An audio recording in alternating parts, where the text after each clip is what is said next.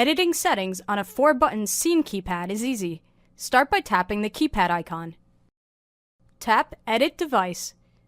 Here you can change the name or location of the keypad. In addition, you can change the configuration of any of the keypad buttons. Let's imagine you want to change the movie scene to be just a little less bright. Start by tapping the Movie button. Simply tap the arrow next to the table lamp and lower the light level with the slider or by tapping the Lower button. Tap Save to apply the settings to your keypad.